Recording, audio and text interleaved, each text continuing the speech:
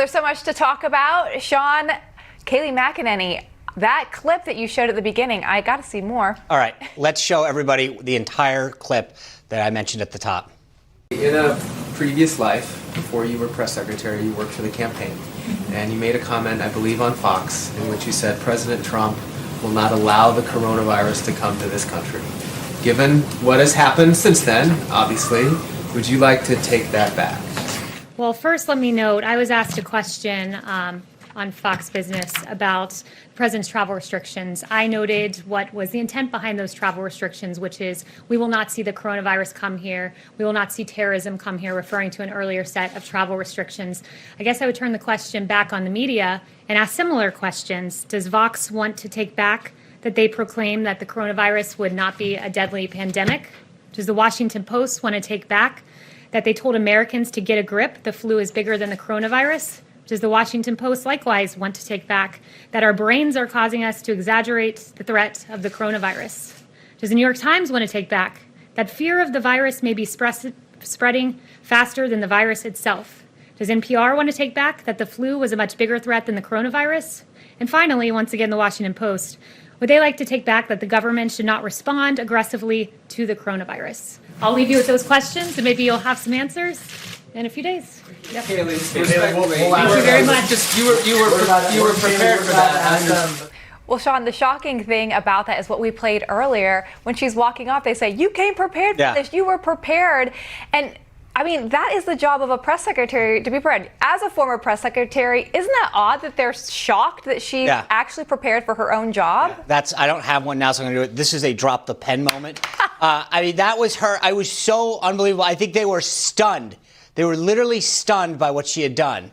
And I think part of it is to go back to the intent for a moment. When they say, you came here prepared, like that was an outrage. What that shows you is that what the intent was a gotcha question. They didn't want her prepared. They wanted a moment that they could have, that they could put on YouTube or put on Twitter and get clicks. The idea that she didn't come prepared would have been news itself. The job of the press secretary, of any organization is to stand there and be ready to think about the questions. Every one of them, if you've watched either myself when I was there, Sarah when she was there, any of the Obama press secretaries, the State Department spokespeople, they'll stand there with a bunch of information so that as you are asked about it, you make sure that you've got the most current and up-to-date information. That's what she was doing. Obviously, she and her staff prepared well, but this was unbelievable because she stunned them. And I don't think that they saw it coming. And that really was, I was really in awe of how well she did that. Yeah, I was. She impresses me more and more, specifically that. But I also, to your point, they were really hoping to stun her and have a gotcha moment. And she just pivoted beautifully and called them out on it. And we had covered some of those headlines earlier a few weeks ago talking about it. And she had them right there. Well, yeah, I mean, that's part of being prepared, and I think she knew that gotcha question was coming. And I'm sure she, see the size of that notebook. She was probably prepared on a bunch of other issues that the administration's doing, announcements and policies and updates of various things. That's what you do. That's how you get ready. And she knew that one was coming. And I think that was fantastic that she was able to put it back. Now, the funny thing is, the other thing that's gone unsaid in that is she called it out, as we did a few weeks ago, you noted, that they are willing to go after this administration for all of for saying things based on what they knew at the time. But they'll never tell you, oh, we were wrong back then, too. We underestimated this back, too, and we need to be corrected. No. They have no fault. Don't look over here. It's all in your direction. Yeah, that's a good point, because when we looked back and when we talked about it, and to her point, it's both sides of the aisle because we didn't have the information. Nobody did. It was no one to blame. But when you're trying to make this political and say, well, you said, you can easily point back and say, I even remember that clip of Nancy Pelosi when she was in Chinatown in San Francisco saying, Fauci, hey, let's hang out. Right. This is not like the point here, Lyndsay, that I think is important is, we saw the clip of Dr. Fauci on this very network on, I think it was January 27th. People weren't trying to mislead us at the time. That was the best information they had at the time.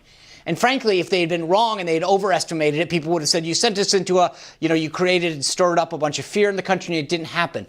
They went in with the best information they had at the time. The press did the same thing. But their intent is always, always to get you. And I think that's the biggest problem. And that's frankly why their ratings go and their approval ratings are so low, because people aren't looking to them to get news anymore. What they are is a bunch of opinion folks that are trying to get people caught in gotcha moments. Yeah, and we saw that very clearly yesterday in that press briefing. Well, something else we talked about today that was very interesting and obviously breaking news is the Michael Flynn case, the DOJ dropping his case. I think it'll be interesting to see. Obviously, Rob talked about, will this move the needle or not? But Sean, do you think it's moved the needle? And is that even important to talk about? You have to talk about it because we're in a political year. We're in an election year. And so everyone's going to talk about what means this. Adam Schiff has already tweeted what a miscarriage of justice this thing is. But it's funny, when the Department of Justice finds in favor of something that's going to hurt Trump, it's the best thing ever. When they find in favor of something that doesn't, it's somehow a miscarriage of justice and everybody's politicizing the system. It's amazing. I don't think it takes a law degree to realize how screwed Flynn got. And in light of all the information that we showed on the show just a few days ago, those notes that the FBI agents put out that said, what's our goal? To get him fired, to catch him lying. I don't think it takes much to figure it out. And then what shocked me still when we had that conversation with KT McFarland and Alan Dershowitz was that it's easy to say, oh, he pled guilty. But if someone was up against the wall with you and they said, hey, if you don't plead guilty, we're going after your kid, we're going to bleed you financially. And oh, by the way, if we get you, that sentence is going to be 10 times bigger than you ever thought, which is what Professor Dershowitz told us, then yeah, you might consider pleading guilty instead of putting your family through there and leaving every piece of your life savings out the door. So I think it's real easy to say that if you're a Democrat right now, but the reality is that there's nothing that we've seen that proves that this would have made a guilty verdict. Yeah, that's right. And I'm very happy for Flynn. All that time that you mentioned, the money that he spent is actually paying off, that the truth may be known. And and if you recall, you bring up the money, I'm sorry, but last week, KT McFarland was saying, no one reimburses you. Yeah. He's out millions and millions of dollars. And it's sort of like, oh, my bad. Yeah, that's an unfortunate part of this. All right, well, a great discussion.